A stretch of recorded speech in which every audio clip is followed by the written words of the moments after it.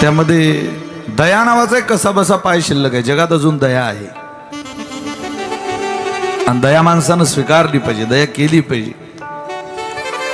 तो दया नावाचा पाय धर्म टिकवतो. किती दया करायची? इतकी ती दया माणुसकीचं दर्शन घडवते. कर्ज कुणाचे बुडवू नको रे, गहाण कुणाचे डुलवू नको, कुणाचे डुलवू नको, गहाण कुणाचे डुलवू नको. कर्ज कुणाचे बुडवू नको रे, गहाण कुणाचे डुलवू नको, गहाण कुणाचे डुलवू नको, गहाण कुणाचे डुलवू नको. आंधळ्या पांगळ्यावर संकट येता लांबून मजा पाहू नको, लांबून मजा पाहू नको, लांबून मजा पाहू नको. आंधळ्या पांगळ्यावर संकट येता लांबून मजा पाहू नको, लांबून मजा पाहू नको, लांबून मजा पाहू नको. होत नसेल तर दान तुझ्याने भुकेला की तू भूक जाणून घे. माणसा आता तरी माणसा माणसा आता तरी माणसा.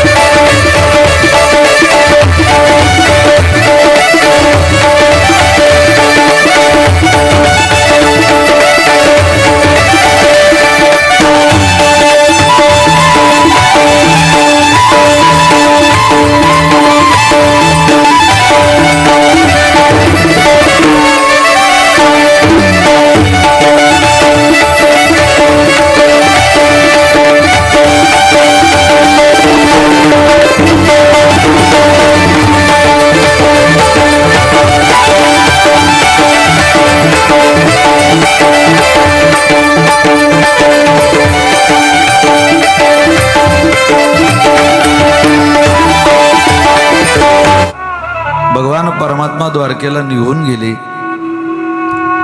कौरव पांडवांचं युद्ध संपल्यानंतर भगवंत द्वारकेला आपलं काम उरकल्यावर जात आहेत. पण द्वारकेमध्ये भगवंताचं स्वागत झालं. त्या स्वागताने सगळ्या देवाच्या पट्टराण्या 16,108 नाऱ्या भावविभोर झाल्या. अनेक दिवस भगवंताचा या युद्धाच्या निमित्ताने त्या स्त्रियांना विरह सहन करावा लागला. देवाचं यथोचित स्वागत झालं. इकडे मात्र अपशकून दिसायला लागले. भर दिवसा काळा पाऊस पडतो, रक्ताचे पाट वाहत आहे, भूकंप काय होतोय, झाडं काय कोलमडताय, महापूर काय येत आहे. झोपेमध्ये हे सगळं घडताना युधिष्ठिरांना मात्र चिंता वाटायला लागली. ते म्हटले, अर्जुना देवाला काही बरं तर नाही? जरा जाऊ नये, भगवंताची तब्येत विचारपूस तरी कर, त्यांना काय वाटतंय. बरं बरं मी जातो. अर्जुन महाराज स्वतः द्वारकेला गेले. माहिती पडलं भगवंत स्वधामाला निघून गेले. भगवान नाही, कृष्ण अवतार संपला अशी बातमी कानावर येता बरोबर अर्जुन खाली पडले. उपकाराचं स्मरण व्हायला लागलं. आपल्या जवळची व्यक्ती गेली का आपल्याला आपल्यावरती केलेल्या त्या व्यक्तीचे उपकार आठवतात. किती मदतीला धावून आले. अर्जुनाला सगळे सावरतात, महाराज सावध व्हा, सावध व्हा. कसा सावध होऊ? ज्याच्या असण्याने जीवनातली सगळी दुःख सुख मानून घेतली तोच आज नाहीये. आम्ही कसं जीवन जगायचं? कौरवी पांचाळी सभे माझी आणली, वस्त्रहरणे वस्त्रे कैशी झाली माऊली दुर्वास पातला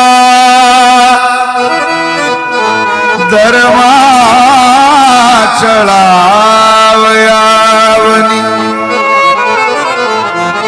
पावसी लवलाई शाखा देठ होनी पांडुरंगे येई ओ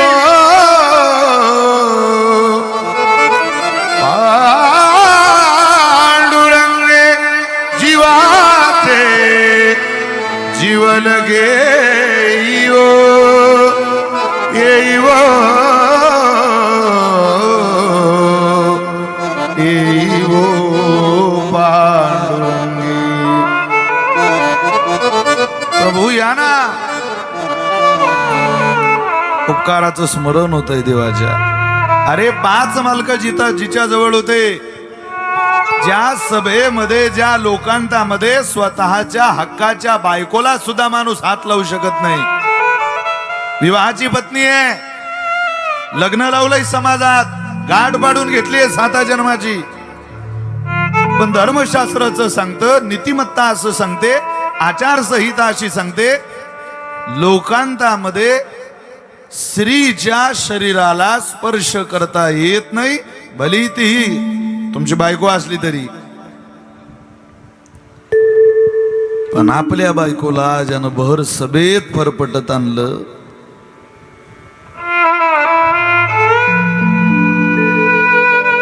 तो दुःशासन साडी ओढायला लागला द्रौपदीची कोणाच्या हातात होतं 5 मालक ताकदीचे बसलेले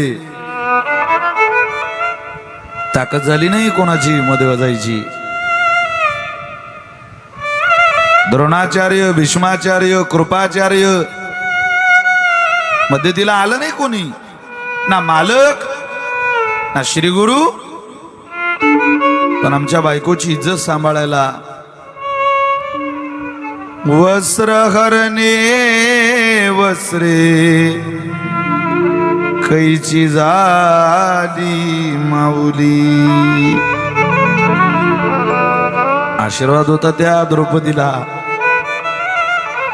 एका आंधळ्या साधूचं स्नान चालू होतं गंगामाईमध्ये कमरेचं लंगोट गळालं साधूचं द्रौपदी चाललेली कमरेला लंगोट नाही अंगावर कपडा नाही बिना कपड्याचं बाहेर निघता कसं लोक म्हणतील साधू आहे नावाला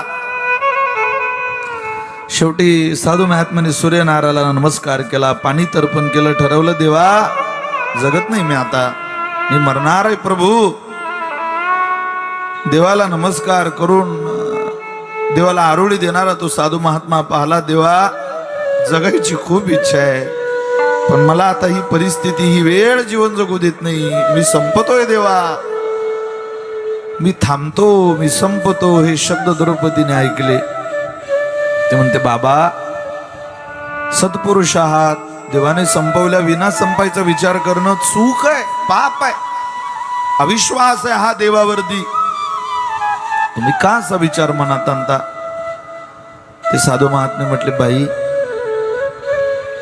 जिवंतपणात उघडं नागडं जगाला दिसल्यापेक्षा तर उघडा मी दिसणारच असेल नागडा मी दिसणारच असेल देवानं माझं लंगोट सोडलं असेल तर मी माझा प्राणत्याग करतोय बाबा असं करू नका निघून जा पोरी माझ्या अंगावर कपडे राहिलेले नाही मी आंधळा माणूस आहे कुठं शोधू माझं लंगोट द्रौपदी म्हणते बाबा बाबा काळजी करू नका मी तुमच्या मुलीसारखी आहे वाहत वाहत वाहत चाललेलं लंगोट द्रौपदीने पकडलं पाण्यात उतरली साधूच्या कमरेला लंगोट लावून दिलं मी तुमची मुलगी आहे बाबा साधूच्या डोळ्याला धारा लागल्या द्रौपदी कोण्या सदाचारी महात्म्याच्या पोटी जन्म घेतला आरोळी देऊन पाहिली अगोदर कोणी धावून आलं नाही तू माझ्या कमरेला लंगोट लावते द्रौपदी आज साधू तर तुझ्या मदतीला धावून येणार नाही, पण जेव्हा तुझ्या मदतीला कोणी धावून येणार नाही बेटा, मी तुला आशीर्वाद देतो, जगाचा मालक तुला वस्त्र लावेल, वस्त्र पुरवेल. जगात ज्याचं कोणी नाही त्याचा परमात्मा आहे. आठवत होते उपकार. अर्जुन महाराजांना रथात टाकलं, तसेच शुद्ध हरवलेले अर्जुन महाराज माघारी आले. धर्मराजाने पाहिलं अर्जुन महाराजांची अवस्था, उठवलं, अर्जुना काय झालं रे? भगवान स्वधामाला निघून गेले. ऐकल्याबरोबर युधिष्ठिरांना खूप यातना झाल्या. धर्मराजाचं अतोनात प्रेम होतं. देवावर किती प्रेम करावं हे पांडवांकडून शिकायला मिळतं.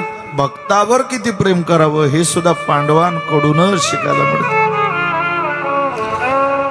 अर्जुना तुला आठवतं रे? काय दादा? अरे तुझ्या वेळेला युद्धाला जायचा त्यावेळेला हा बाबा तुझ्या अगोदर सगळे घोडे स्वच्छ करायचा, आपल्या अगोदर उठवून घोडे धुवायचे, तर रथाला लावायची. तू आला, खाली उतरावं, भगवंताने तुला मांडी द्यावी, त्या मांडीवर अर्जुनाने पाय ठेवावा, एक पाय मांडीवर दुसरा पाय रथात चढावं. युद्धाच्या स्थळी पोहोचल्यानंतर आधी भगवंताने खाली उतरावं, उतरताना एक पाय देवाच्या मांडीवर ठेवावा, हाताला धरून भगवंताला खाली घ्यावं. काय प्रेम असेल, अलौकिक आहे. देवाचं ध्यान तुम्ही ध्यान लावून करा, तुमचं ध्यान देवाला लागल्याशिवाय राहत नाही. प्रेमच करायचं असेल तर देवावरती करून बघा. हम संसार के लिए बहुत रोते हैं, सुबह शाम रोते हैं, पर ना कोई प्रेम करता है ना किसी से दया आती है. डोंगरे महाराज म्हणायचे, प्रेम करना है तो प्रभु से करो, संसार में कभी रोना नहीं पड़ेगा. ज्याला आयुष्यभर हसावं वाटतं त्यानं भक्ती करावी. भक्ती माणसाला हसवते, ती आपली आई आहे, आपली माऊली आहे. आपला देवावर सोडून अख्ख्या जगावर विश्वास आहे. भक्तावर भगवंताचं आणि भगवंतावर भक्ताचं किती प्रेम आहे याचं अलौकिक उदाहरण आहे. आता भगवान गेले, आपण सुद्धा राहायचं नाही. क्षणात पांडवांनी स्वर्गारोहणाला प्रारंभ केला. कुंती मातेला माहिती पडता बरोबर देहाचा त्याग केला. काय प्रेम असेल.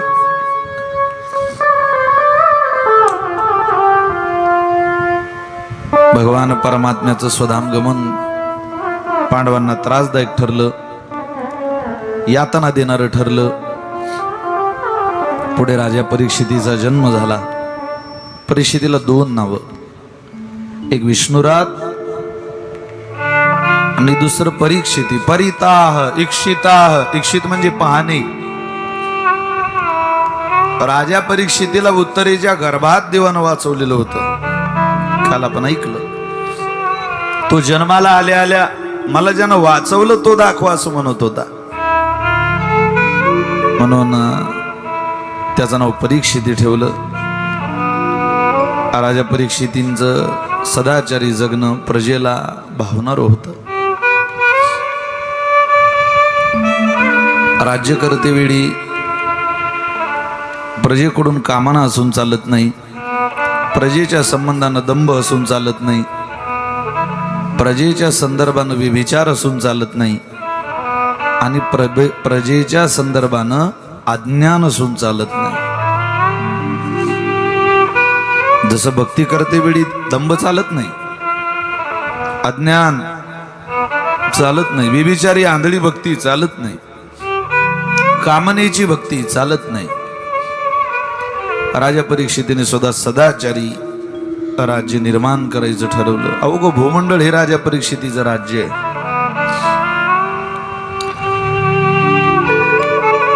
राजे परीक्षिती एकदा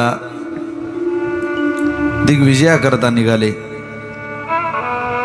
काय चाललंय आपल्या राज्यामध्ये एकदा बघू तरी. राजे परीक्षिती आपल्या राज्याचं अवलोकन करायला निघाले, पण त्यांना एक विच्छिन्न घटना, त्रास देणारी घटना नजरेला आली. बैलाचा आणि गायीचा संवाद प्रथम स्कंदामध्ये सांगितलेला आहे. म्हणजे धर्म आणि पृथ्वीचा संवाद आहे. बैल हा धर्माचं प्रतीक आहे आणि गाय ही पृथ्वीचं प्रतीक आहे. इथं धर्म अपंग आहे, टिकून नाही धर्म. गाय दुःखी आहे. धर्मातला एक कसा बसा दया नावाचा पाय शिल्लक आहे. नाही तर सत्य, तप, शौच हे पाय आंधळे आता अपंग झाले. शौच राहिला नाही. लोक लघुशंकेला जातात, तसेच कथेला येऊन बसतात, पायावर पाणी सुद्धा घेत नाही. शौचाचार कोण पाळतंय?